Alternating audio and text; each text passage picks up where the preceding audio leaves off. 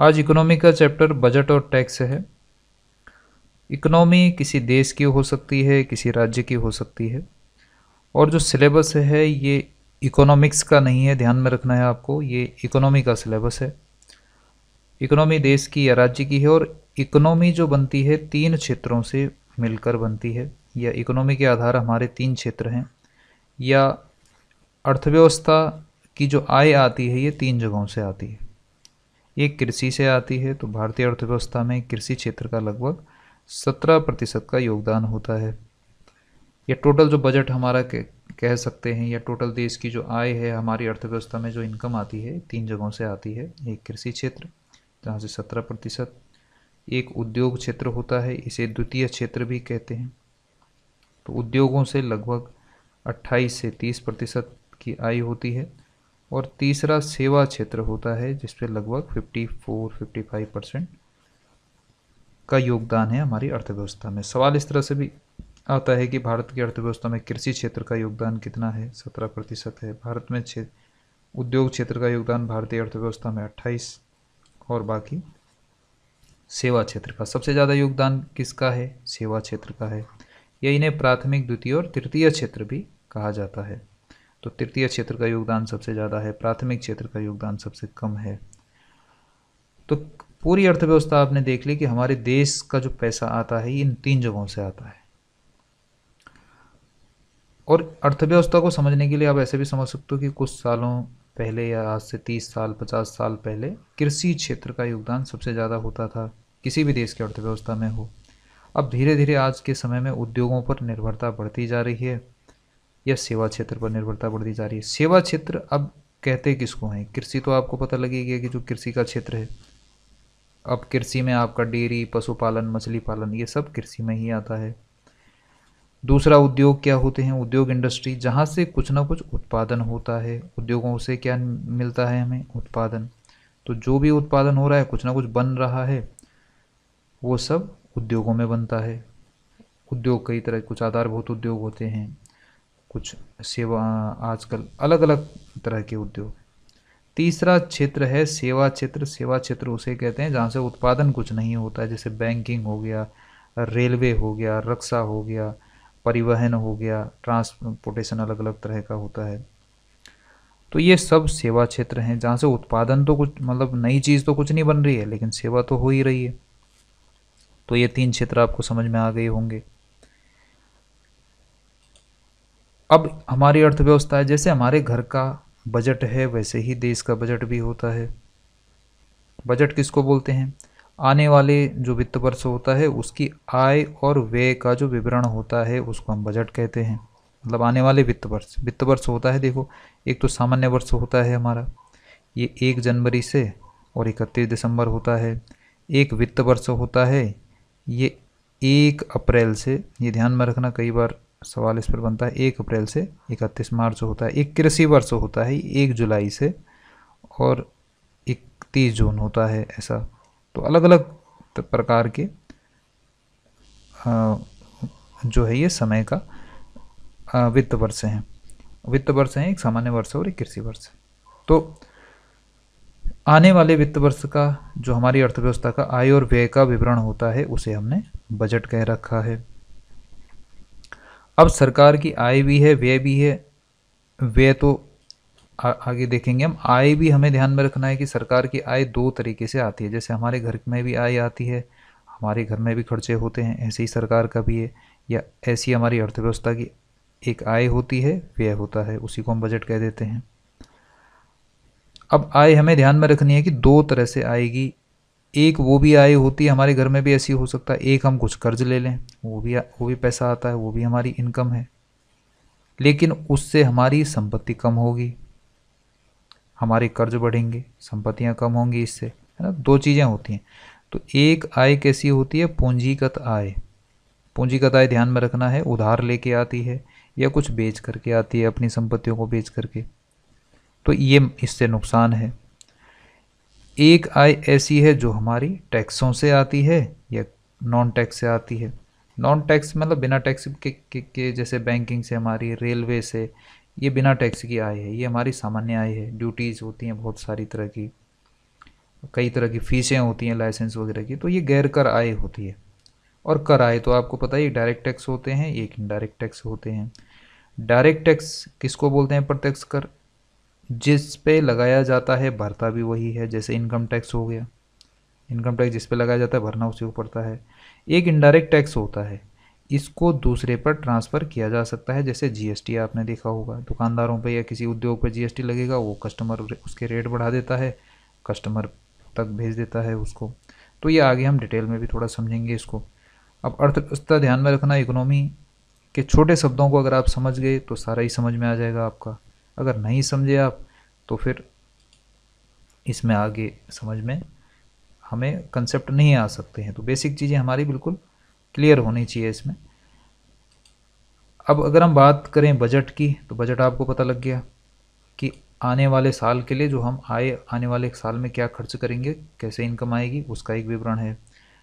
Budget शब्द एक French भाषा का बजट शब्द है, ध्यान में रखना है।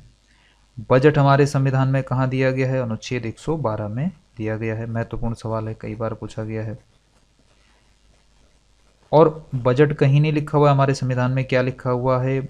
बजट की जगह वार्षिक वित्तीय विवरण लिखा हुआ है। तो इस तरह से सवाल आ जाए कि कहाँ लिखा हुआ हमारे संविधान में बजट? संविधान में बजट शब्द कहीं लिखा हुआ ही नहीं है। क्या लिखा हुआ है? फाइनेंशियल, एनुअल फाइनेंशियल स्टेटमेंट या वार्षिक वित्तीय विवरण लिखा हुआ है।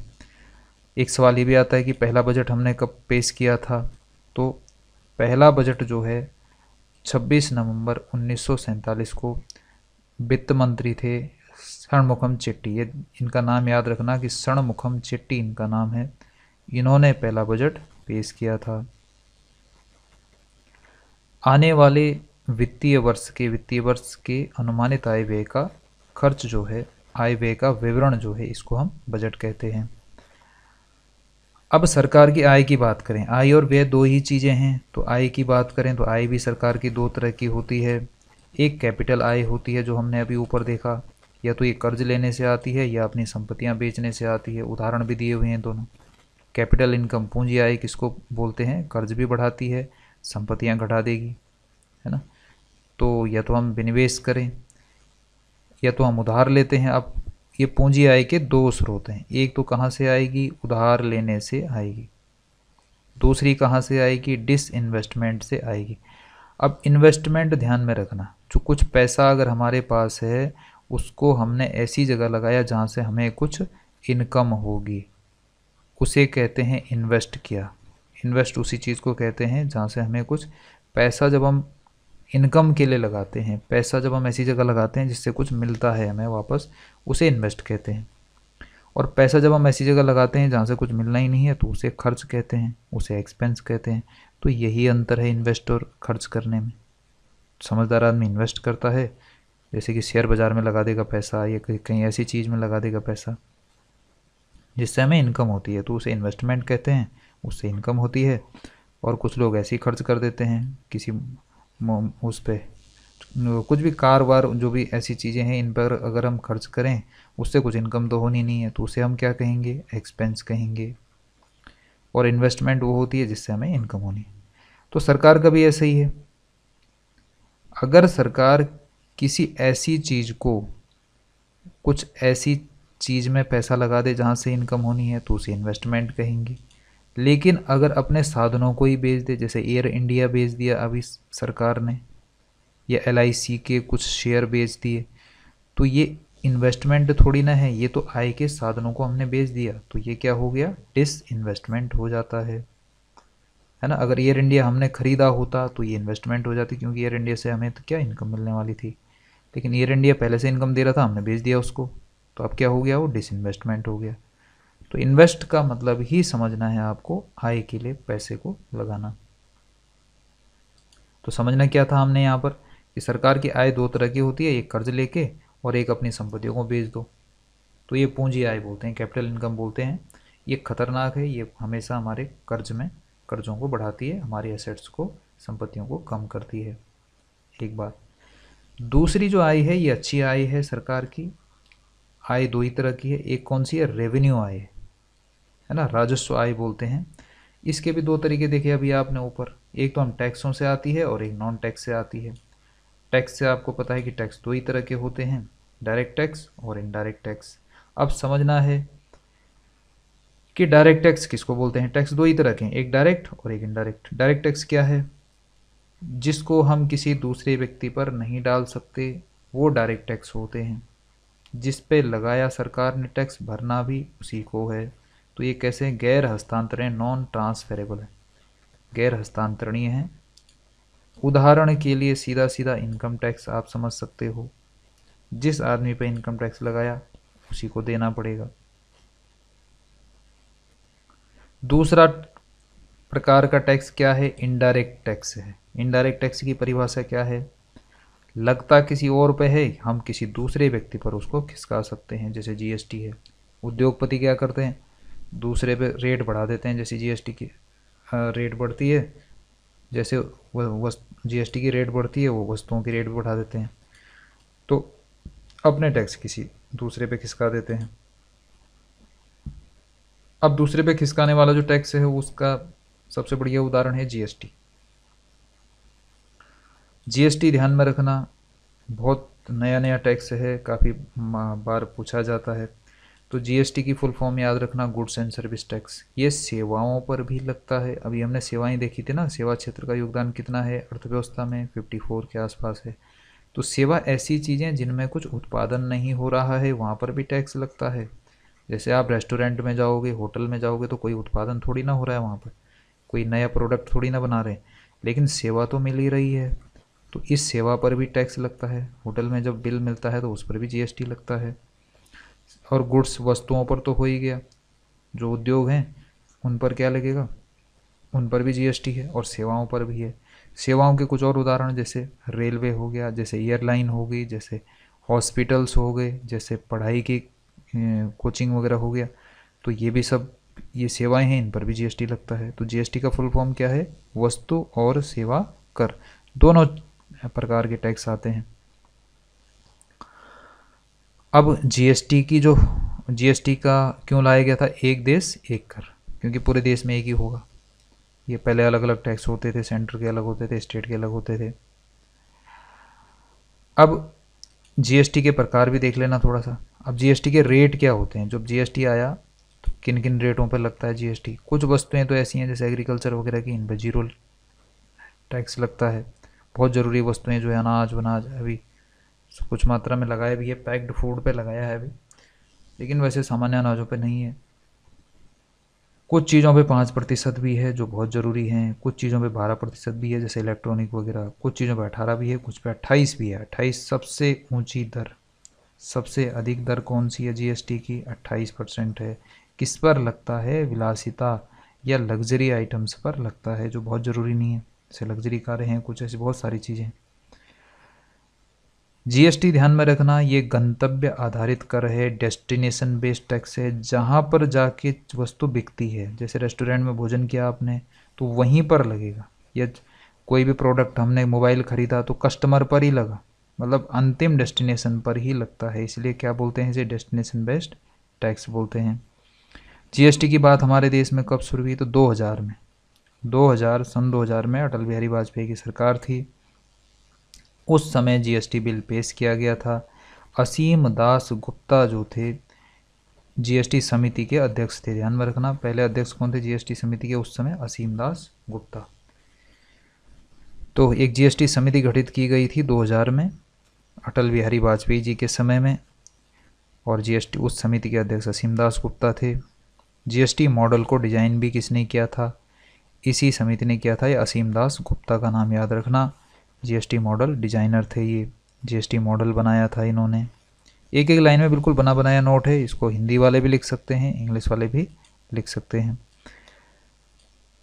भारत के संविधान में क्या स्थिति है जीएसटी की? तो ध्यान में रखना, भारत के संविधान का अनुच्छेद 279 12 सेक्शन 12 इसका, ये जीएसटी के बारे में है। कौन सा अनुच्छेद जीएसटी के बारे में है? 279 12A, 12 क या 12A, इंग्लिश में कई जगह 12A भी लिखा होगा ये।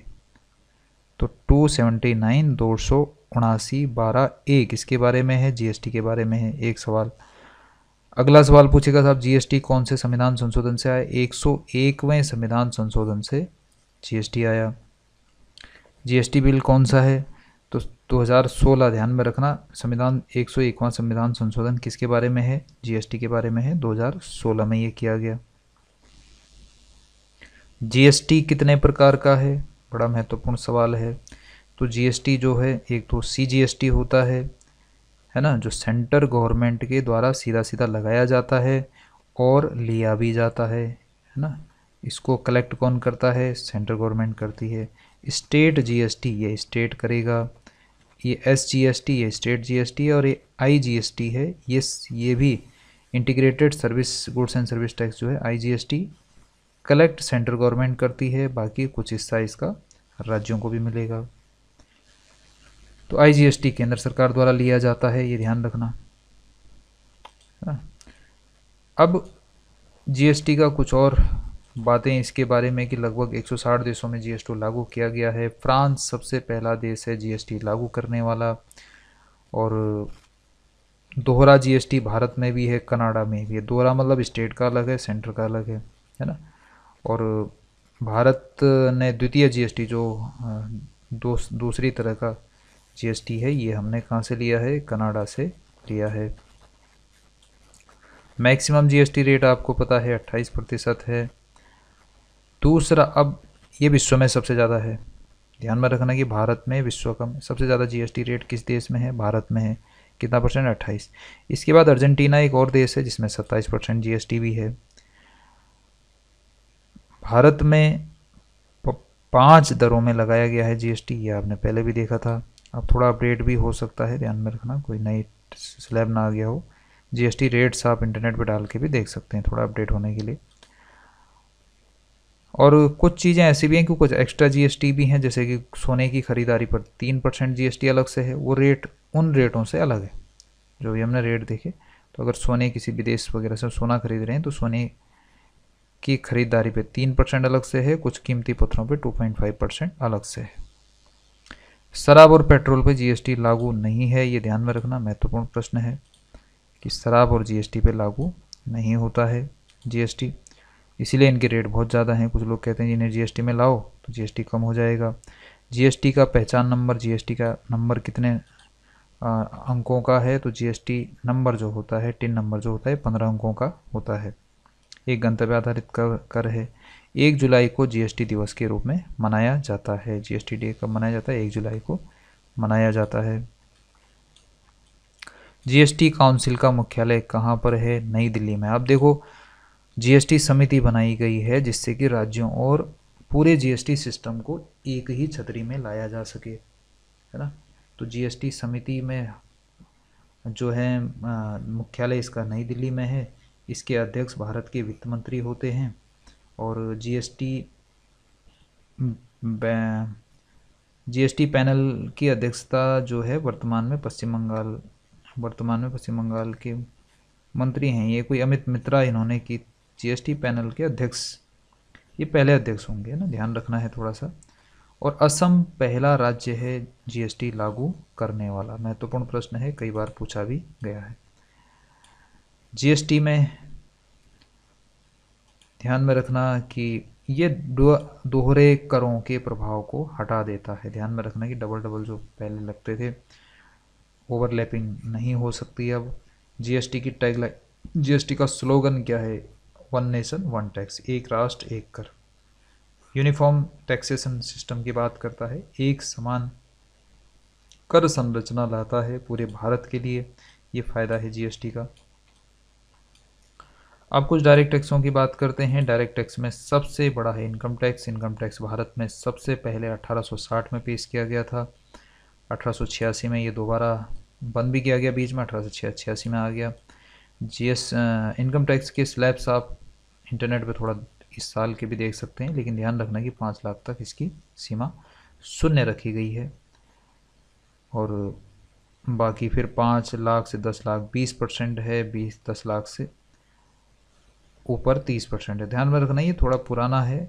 5 लाख तक जीरो है ना, 5 लाख तक जीरो है, 5 लाख तक आयकर में छूट है। ध्यान में रखना 5 लाख तक जीरो है, 5 लाख के बाद लगता है टैक्स।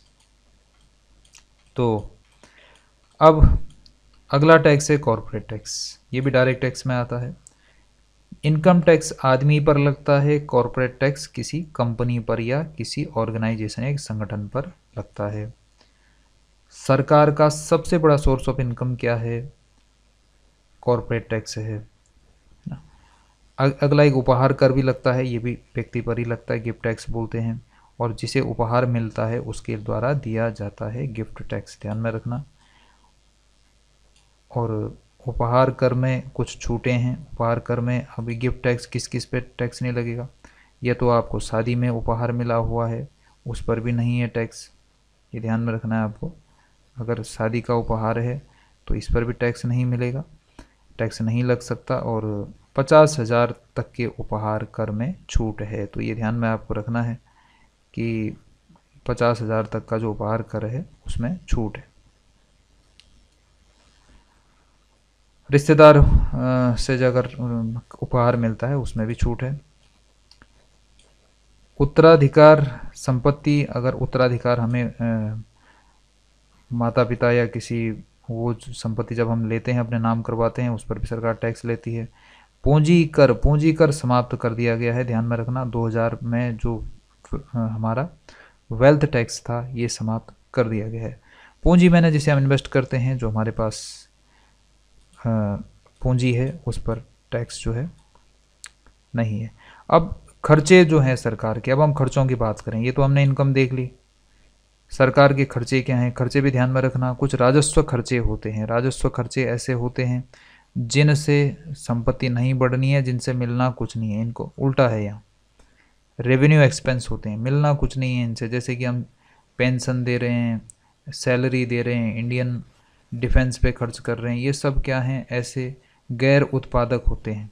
एक लाइन में लिख देना, राजस्व खर्चे ऐसे ना तो कर्ज कम करते हैं ना संपत्ति बढ़ाते हैं, कोई उत्पादन नहीं होता इनसे, गैर विकासी हैं ये। और उदाहरण लिख लेना इसके। फिर कुछ पूंजीगत व्यय होते हैं। पूंजी आपको पता है जिसे हम इन्वेस्ट करते हैं। पूंजी खर्च करेंगे तो जैसे हमने ऊपर देखा था पूंजीगत आय, तो ये पूंजीगत व्यय है। तो पूंजीगत आय जब हम अपनी पूंजी खत्म करेंगे तो नुकसान होगा, जैसे हमने ऊपर देखा था। यहाँ हम अगर हम पूंजी लगाएंगे तो पूंजी लगाने से हमेशा रिटर्न मिलता है, जिसे इन्वेस्ट कहते हैं। इन्वेस्ट क्या चीज़ होती है? कैपिटल इन्वेस्ट होती है, ध्यान में रखना। कैपिटल को हम इन्वेस्ट करते हैं। तो पूंजी जब हम लगाएंगे तो ये संपत्ति बढ़ाएंगे, उत्पादक होंगे, विकास करेंगे, और एक बार लगाए जाएंगे तो बार बार नहीं करने पड़ते हमें, लंबे समय तक के लिए होते हैं। जैसे कि कुछ देश, अब हमारा तो डिफेंस पे, अब तो खैर हम डिफेंस पे खर्च करेंगे तो उससे हमें इनकम भी होगी, लेकिन यूएसए जैसे देश के लिए, चीन जैसे देश के लिए डिफेंस पे खर्चा करना है ना, रूस, यूएसएसआर, चीन के लिए डिफेंस पे खर्च करना भी इन्वेस्टमेंट होती है, क्योंकि इनका तो वहाँ से भी पैसा आता है। बाकी हम जो अपने देश में इंफ्रास्ट्रक्चर बनाते हैं, रेल बनाते हैं, पुल बनाते हैं, ये भी सब इन्वेस्टमेंट होती है, इससे हमें आय मिलती है। इसे खर्चा नहीं बोल सकते, ये इन्वेस्टमेंट। तो ये कुछ बेसिक चीज़ें थी जो हमने देखी। अब इसके बाद जो है बजट, हमने देखा कि आय व्यय का विवरण है, आय भी होती है, व्यय भी होता है। तो बजट कितनी तरह का हो सकता है? बजट के प्रकार जो हैं ये बड़ा महत्वपूर्ण है। एक तो सरप्लस बजट होता है, अधिशेष बजट। इसमें क्या होता है? इनकम ज़्यादा होती है, खर्चे कम होते हैं। जैसे हम अपने घरों में करते हैं, आय तो हमारी ज़्यादा रहती है, खर्चे हम सोच समझ के करते हैं, कम कम करके करते हैं। तो ऐसे कुछ देश भी होते हैं, है ना। तो देश का बजट, अगर उनकी इनकम ज़्यादा है उस देश की और उसके खर्चे कम है, तो उसे सरप्लस बजट कहते हैं, अधिशेष बजट। शेष में ना कुछ आय बचा के भी रखते हैं। ये बहुत ही कमज़ोर अर्थव्यवस्थाओं के लिए अच्छा होता है, जैसे नेपाल है, श्रीलंका है, इनको कर्ज वर्ज देना नहीं है किसी ने, इनकी क्रेडिट रेटिंग्स बहुत छोटी हैं, कम है, तो इसलिए कर्ज नहीं मिलेगा। तो इनको कैसा बजट चाहिए? अधिशेष बजट इनके लिए अच्छा माना जा रहा है।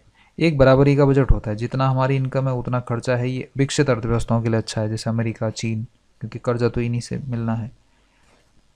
तो विकसित अर्थव्यवस्थाओं के लिए कौन सा? बराबरी का बजट। लेकिन हमारे देश में अब बात आएगी साहब, हमारे देश में कौन सा है? तो हम चलाते हैं जी घाटे का बजट, डेफिसिट बजट कहते हैं। हमारी आय तो होती है कम, खर्चे हमारे ज़्यादा होते हैं, हम कर्ज लेके अपना काम पूरा करते रहते हैं हर साल। तो ये कैसी? डेवलपिंग, विकासशील अर्थव्यवस्थाओं के लिए अच्छा माना जाता है जो अभी विकास कर रहे हैं, क्योंकि खर्चा करना पड़ेगा इंफ्रास्ट्रक्चर पे, कर्ज ले लेके, जैसे स्वच्छ भारत अभियान वर्ल्ड बैंक से ले रखा है हमने 500 मिलियन। तो खर्चा हम करते हैं, लेकिन खतरनाक भी है, जोखिम भरा होता है। अब जो ये घाटे का बजट हमारे देश में चलता रहता है, इसकी हम भरपाई कहाँ से करते हैं, तो ये भी महत्वपूर्ण सवाल बन जाता है। एक तो हम उधार लेते हैं, है ना, और एक हम डिसइन्वेस्टमेंट करते हैं। ये दोनों खतरनाक हैं। सरकार वर्ल्ड बैंक से किस से उधार लेती रहती है, तो घाटा तो पूरा करना ही है ना। माना हमारी इनकम 100 रुपये थी, खर्च कर दी हमने 120, तो ये घाटे का बजट हो गया। घाटा कितना हो गया हमारा, जो क्या है बजट, घाटा कितना हो गया, बजट डेफिसिट हो गया 20 रुपये। अब ये पूरा तो करना ही है, तो कहाँ से करेंगे पूरा, या तो हम उधार लेगी सरकार, या डिसइन्वेस्टमेंट करेगी, जैसे LIC को बेच देगी, या एयर इंडिया को बेच देगी, कुछ और, है ना। और ध्यान रखना बेचते सब है ना, और बेचना भी ज़रूरी है इतने बड़े देश को, अगर हमारे पास और आय के तो स्रोत बहुत कम है। तो डिसइन्वेस्टमेंट या बॉन्ड जारी करना, लाइसेंस जारी करना, ये खदाने वदाने जो इनके ऑक्शंस होते हैं, वो कई तरह के इनकम के साधन हैं। नए टैक्स लगाना, अब हमने घाटे का बजट पूरा करना है तो हम नए टैक्स भी लगा सकते हैं, और नई मुद्रा की छपाई भी कर सकते हैं। लेकिन मुद्रा की छपाई ऐसा नहीं है कि हम करते ही चले जाएं, इसमें हम उतना ही कर सकते हैं जितना CRR, करंट रिजर्व रेशियो, इस तरह से हमें कुछ रखना, कुछ परसेंट उसका कैश रखना पड़ता है, कुछ गोल्ड होता है। तो ऐसे नहीं कि हम लगातार छापते ही चले जाएं। तो नई मुद्रा की छपाई भी कर सकते हैं, लेकिन इससे इन्फ्लेशन बढ़ेगा, तो लिमिट में हम कर सकते हैं। तो ये 3-4 चीज़ें हैं घाटे के बजट को भरने की। घाटे का बजट करेगा क्या, लिक्विडिटी को बढ़ा देगा, कैश फ्लो बढ़ा देगा मार्केट में, जिससे थोड़ा सा फ़ायदा होता है, लेकिन इन्फ्लेशन भी बढ़ेगा, है ना। बाकी राजस्व घाटा, राजकोषीय घाटा क्या होता है, तो राजस्व आय और राजस्व व्यय का जो अंतर होता है, अभी हमने देख लिया घाटे का बजट का अंतर, है ना, बजट घाटा। तो ये जो है आपको छोटी छोटी चीज़ें ध्यान में रखनी है। बाकी कुछ और तरह के बजट भी इसमें दिखा रखे हैं। एक प्रोग्रेसिव बजट दिखा रखा है। तो प्रोग्रेसिव बजट जो है, बजट के प्रकार अगर हम थोड़ा सा देखें तो एक बजट है प्रोग्रेसिव, यानी कर के प्रकार हैं। तो कर कितने प्रकार के होते हैं संरचना के आधार पर, तो एक प्रोग्रेसिव टैक्स है ना। प्रोग्रेसिव टैक्स में क्या होता है, जब उद्योगों का, या जब वॉल्यूम बढ़ता है, जब मात्रा बढ़ती है तो टैक्स भी बढ़ता है। प्रोडक्शन बढ़ेगा तो टैक्स के रेट भी बढ़ जाएंगे। रिग्रेसिव टैक्स होता है, जैसे ही प्रोडक्शन बढ़ेगा तो टैक्स के रेट कम कर देंगे। जितना वो कह देंगे, जितना ज़्यादा उत्पादन करोगे तुम करते रहो, ज़्यादा करोगे तो टैक्स हम थोड़ा घटा देंगे। और एक होता है आनुपातिक कर, प्रोपोर्शनल टैक्स, जितना मात्रा में उत्पादन बढ़ेगा उसी मात्रा में टैक्स भी बढ़ेगा। तो ये जो है, ये आज का टॉपिक था, तो थोड़ा सा इसको आप समझ सकते हैं, सब लिखा हुआ है, नोट्स आपको ग्रुप में मिल जाएगा इसका, तो आप इसको करें।